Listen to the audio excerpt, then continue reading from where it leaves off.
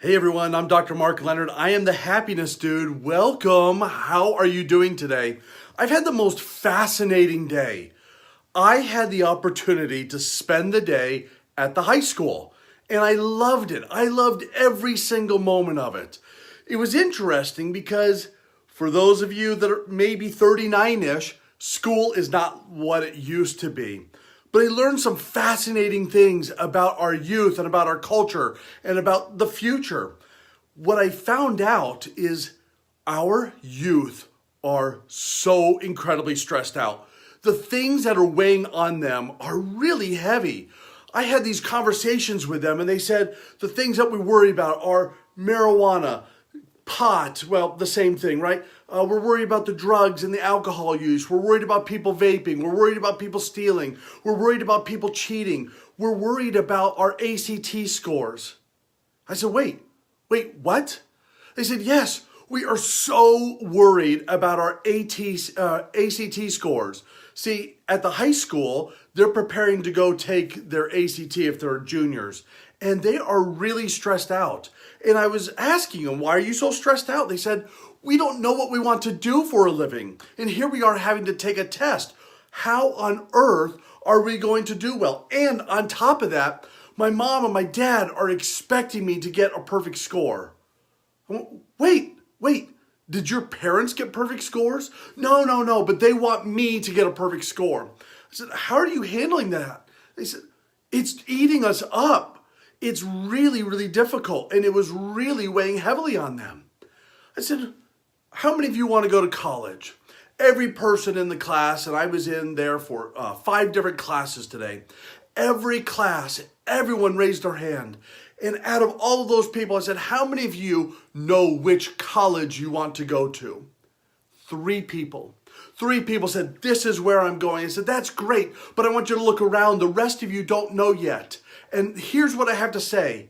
That's okay. And they looked at me and they said, Dr. Leonard, how is this okay? Mom and dad are really, really pushing for me to get into college. I said, great. Then prepare yourself to go. Well, how do we prepare ourselves?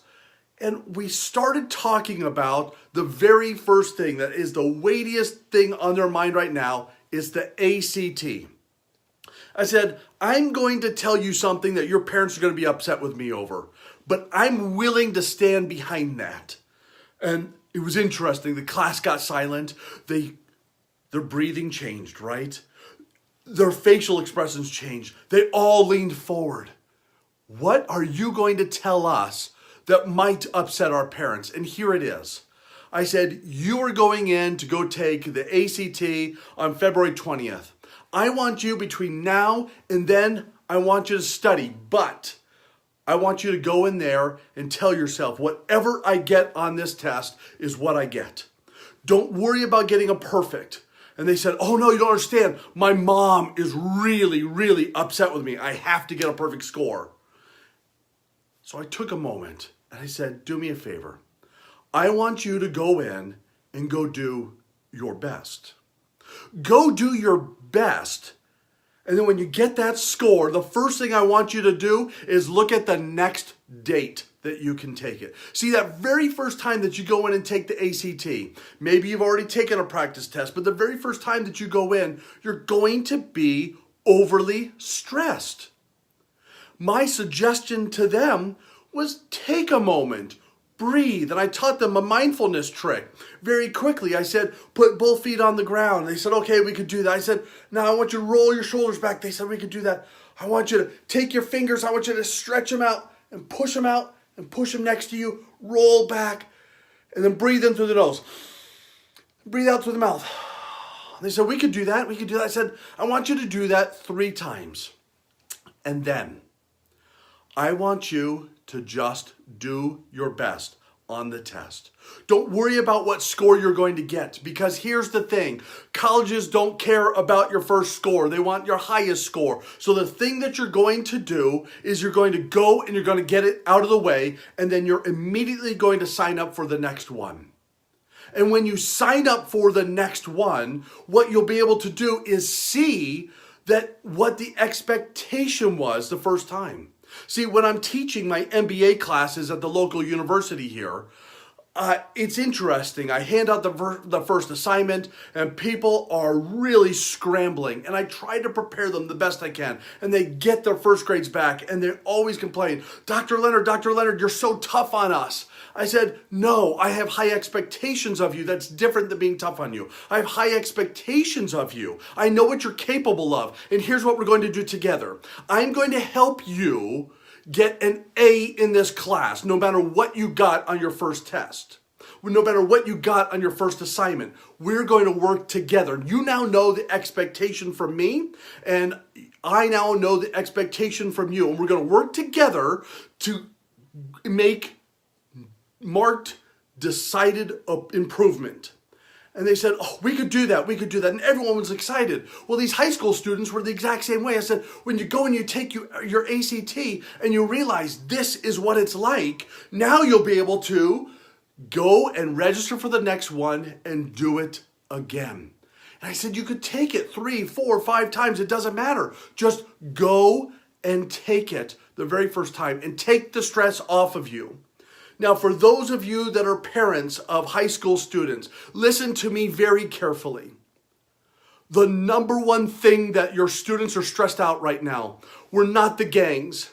They were not guns on campus. They were not the drugs on school. They were not even the difficult teachers or the principals or the bad friends. The number one stress I heard in 5 classes today was, I am worried that my parents are going to be upset with me with my ACT score. Parents, stop writing your children like that. No, instead, what I would rather you do is I would rather you encourage them, build them up, because the last time I checked, the last time that you went and you did something really, really difficult, if you have someone that's yelling at you and really writing you, your performance goes down. But if you have someone that is there to be their champion, to be their cheerleader, to say, you've got this, and no matter what you get, we're going to help you be successful the next time, their scores go up. It's a proven fact that when you're parenting those 2 different ways, those that have a parent who is so difficult and high expectation. By the way, I have high expectations with my kids, but I'm also very real with them. I want them to make improvement because I continue to make improvement in my life. I'm not expecting perfection today. What I'm expecting is for them to try their best, and then I'm going to help them by encouraging them, not belittling them. So many of those students were feeling belittled by their parents, and it ate at me, and it made me really sad. And every single one of those classes said, Dr. Leonard, please come back and help us feel more confident. Every single time I talked with a class, they wanted someone to tell them that they have ability, that they have value, that they have worth, instead of the bombardment that they're getting. So the secret to getting your kids to achieve is to being their cheerleader. And you can argue with this all you want, and I'm fine with that. But the secret is truly go and be their cheerleader. Go and help them, encourage them, show your gratitude, show what they've done well. No matter what their performance, show what they've done well. And when they do that, scientifically we have proven that the next time they take the test, they will do better.